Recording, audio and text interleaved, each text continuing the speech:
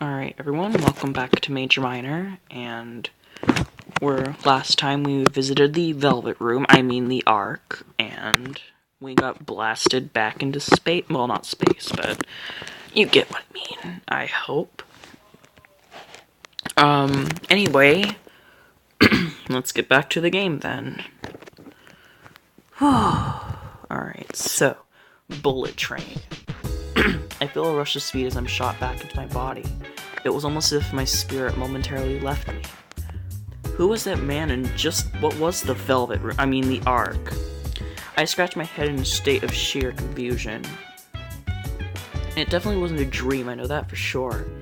When you wake up from a dream, you know it wasn't real. You laugh it off and continue on with your life. That's not the sensation I was feeling right now. I try to ground myself in reality. I take in my surroundings, the noises and the people. I focus on my destination, Tokyo, Japan. I feel myself calm down slowly but surely. Oh boy.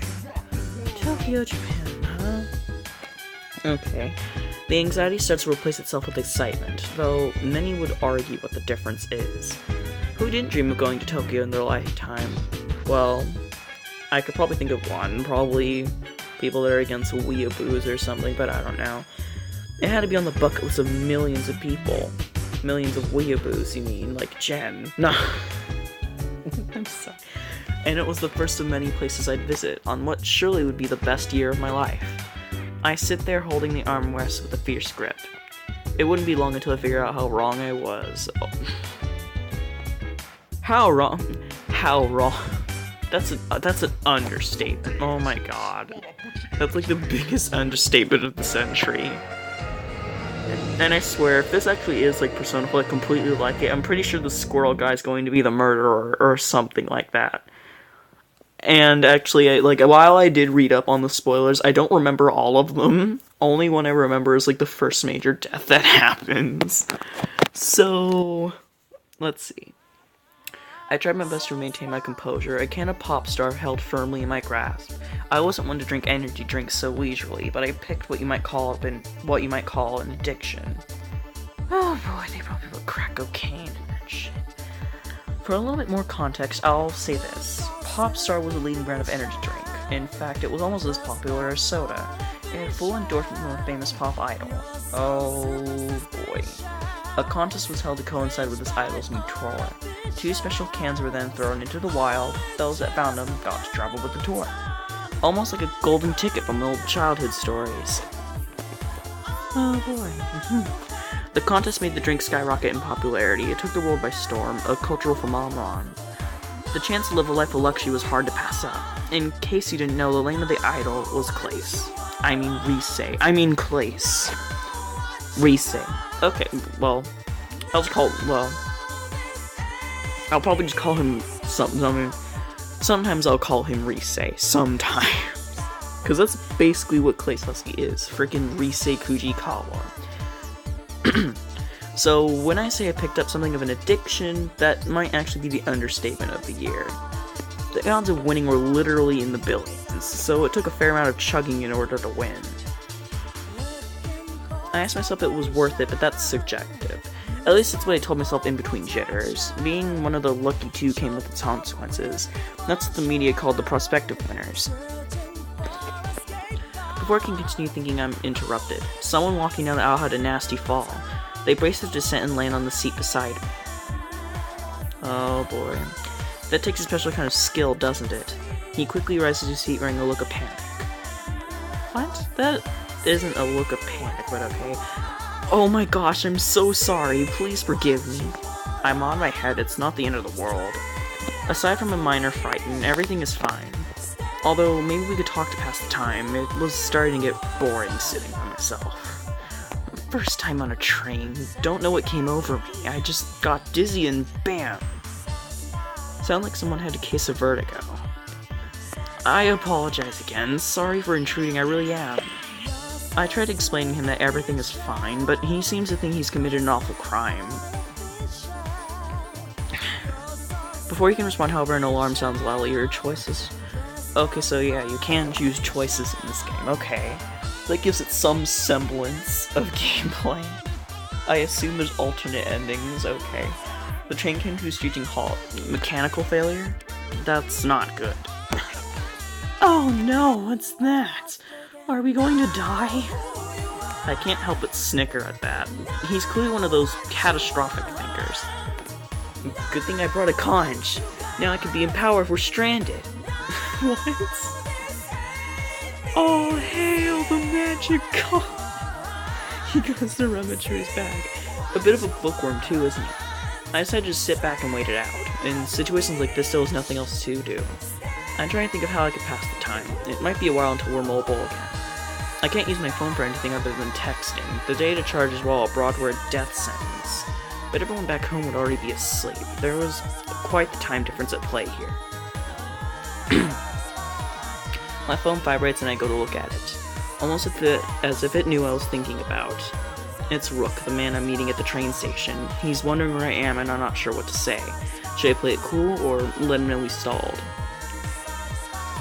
I'll just play it cool because I already went through this scene. I go through every scene before I insert the music.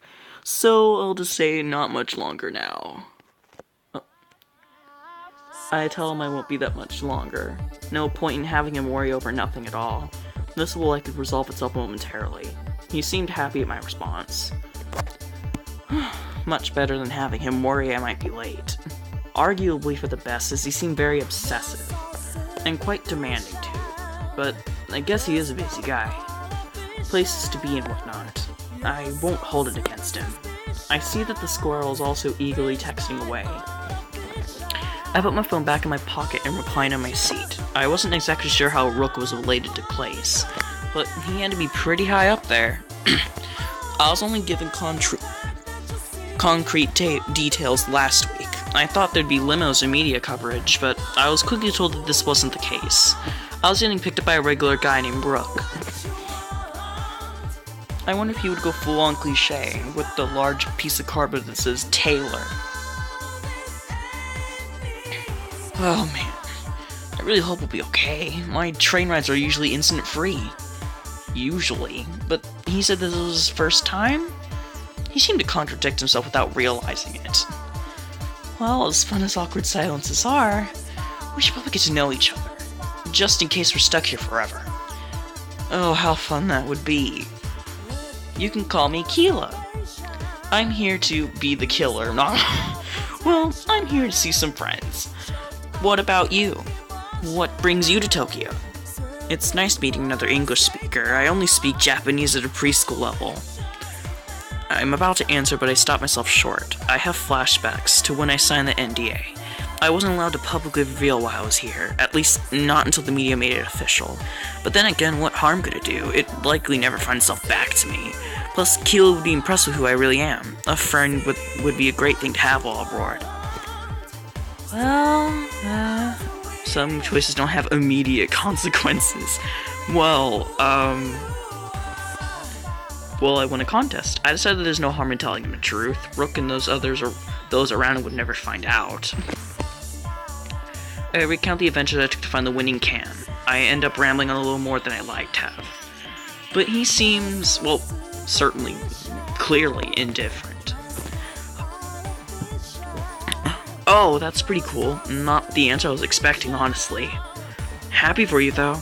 I wish my life was that eventful. I'm just here to visit my brother. He was a big fan of Clace, actually. He would have killed to win that contest. I thought he said he was here to meet friends. Now he's here to meet his brother?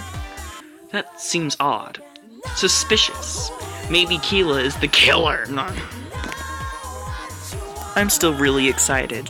It's my first time in Tokyo. Gotta hit up all the maid cafes. Of course. Typical tourist. What about you? Would you ever go to a maid cafe? I've heard they're just the best. Maid cafes? Those are much like restaurants in Western culture. However, your waitress actually stays at your table. You converse with them, play games, get to know them. It's definitely a foreign concept to me. How do I respond to Kila? I'd love to go to one. Cool, we'll have to keep in touch. I've looked online at all the tourist sites. There's some great ones down in Akihabara.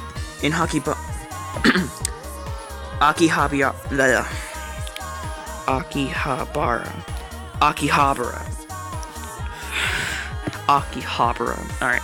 Before I continue talking, the train moves again, and the passengers are shaken up by the sudden movement. Kila beams a wide smile as if this was a major victory. Wow, I was scared for nothing. That didn't really last long at all. He sure seems like quite the character. If we did end up going to those maid cafes, well, there'd be no shortage of entertainment. I wonder if the same could be said of Rook. More importantly, I wonder how he'd treat me.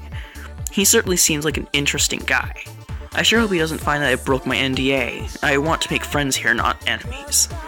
I find it odd that I'm analyzing my previous actions, as if I could have changed what I said and what I did. Perhaps it's because of that weird vision I had. I can control my own destiny or something like that. What a ridiculous thing to comprehend. If I could control my destiny, I wouldn't be here. I'd probably be off somewhere living a life of luxury, but there's no use thinking like that, so I stop. Oh boy. At that exact moment, a pain attacks my chest. More pain than I've ever felt before. It was pulses, with my increasingly fast heartbeat. I go to clutch my gut instinctively, only to find out that I can't move. Everyone around me seems to have frozen in place. I start to panic. I go focus on my breathing like before, but I can't breathe either. I sense someone behind me, and then I feel it. That hand on my shoulder again. Oh look, it's Igor, or, well, yeah, I'm gonna call him Igor. Fuck it. The pain fades away and I gasp loudly for air. Is there something about his touch that... Terribly sorry for earlier. Our meeting seems to have been cut short. Perhaps you desire to return to Earth. After all, the universe bends to you now. Am I that frightening? Either way, I sense conflict within you. You think what happened earlier was a dream. Yet now your dream stands before you. I am real, the art is real, and the power that you have, well yes, that's real too. I am not here to lecture you anymore. Your words and actions are your own. As is the power I've given you to summon a Fursona, I wish. If only. However, you will be asked to help me. You are not receiving this power for free, but it will let you run free for today. This guy sounds like such a bitch. When I see you again tonight, I will tell you everything, and then your journey will begin. Oh boy. Well, I guess this is where the episode ends, so... And it's a little bit longer than usual, that's cool. Alright, so, bye-bye, I suppose.